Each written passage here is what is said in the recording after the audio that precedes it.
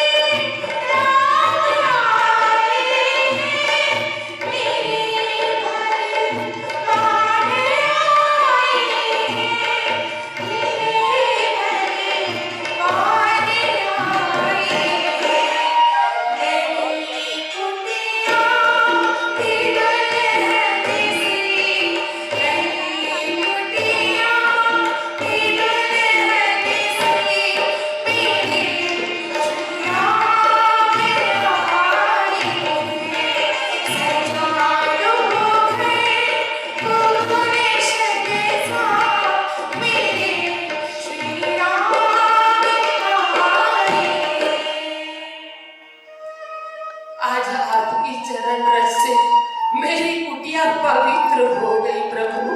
मैं आसन लाती हूँ, मैं आसन लाती हूँ प्रभु। आज मैं धन्य हो गई। विराजिए प्रभु, विराजिए, विराजिए प्रभु। आसन ग्रहण कीजिए, आसन ग्रहण कीजिए। आइए प्रभु, मैं आपके चरण पखार लूं, मैं आपके चरण पखार लूं प्रभु।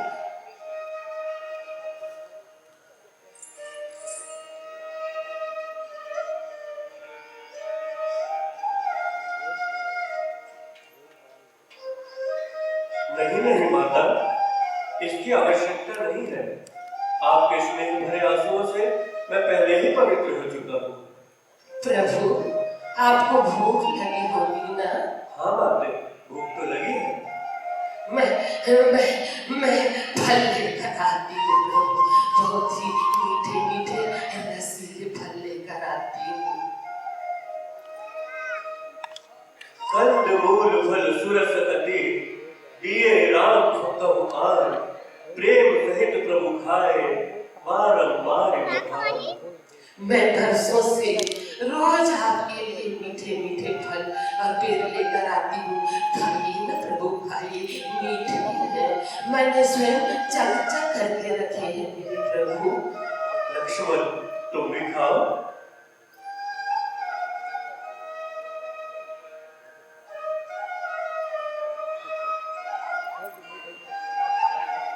जूठे बेरन में शबरी के भर गई कौन मिठाई। जूठे बेरन में शबरी के भर गई कौन मिठाई। मीठे समझ के प्रभु नहीं खाए, प्रेम की थी अधिकारी। कैसे हैं प्रभु? मीठे हैं ना?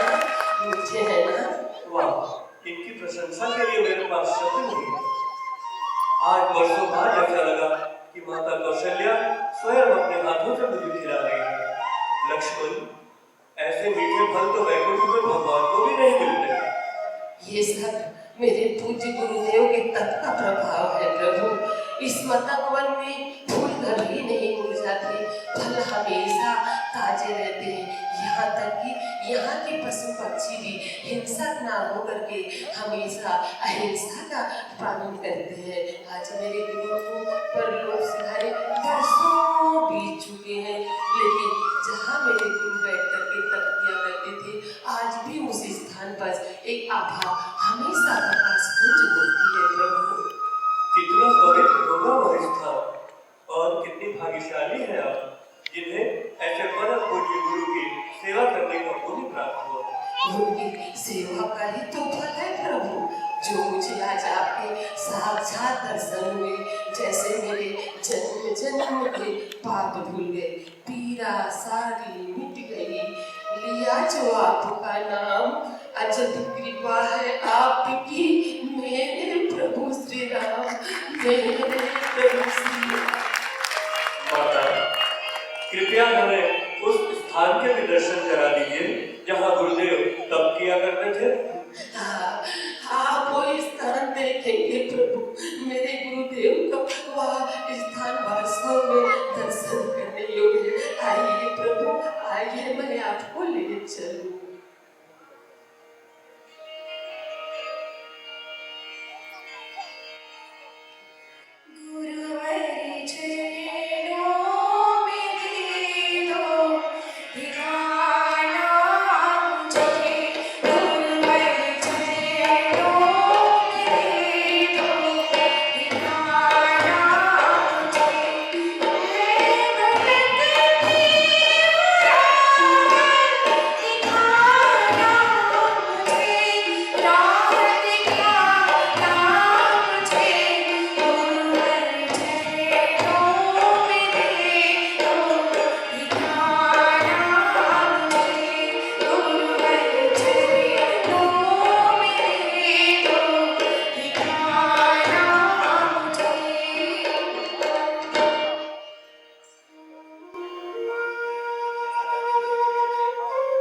हे महामुनि,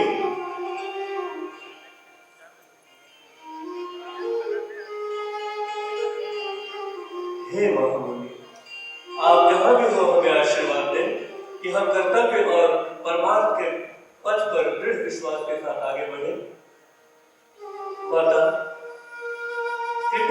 मुझे जगत नंदिनी सीता के विषय में कुछ बताइए और हमें प्रस्थान करने की आज्ञा दीजिए। सो सो सब काई देव रघुबीरा, जानत हो पूछो मत देरा। हे भगवान, आप कैसी परीक्षा लेते हैं? आप तो त्रिकालदर्शी सब कुछ जानते हैं और मुझसे पूछते हैं कि सीता कहाँ है, वैदेही कहाँ है। ईश्वर, ये कैसी विडंबना, ये कैसी मजाक करते हैं। सीता कहाँ है? फिर भी मैं बताऊं मेरे राम। पंपा सर जाई रघुराई, तह हो गई सुग्रीव मिताई। आप पंपा सरोवर के तट पे जाएंगे, वहां जाकर आपकी सुग्रीव से मित्रता होगी। मेरे राम, आप कहते हैं मुझे आज्ञा दीजिए, आज्ञा तो मुझे आप दीजिए। मैंने आपका साक्षात दर्शन कर लिया ईश्वर।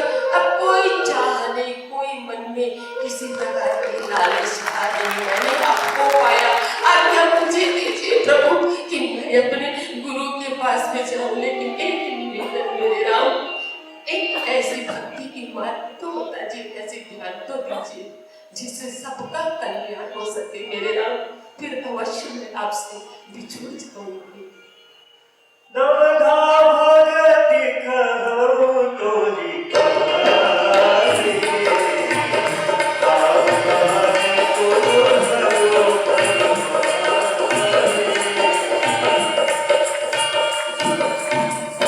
हे भामिनी, अब मैं आपको नवधा भक्ति के विषय में बताता हूँ।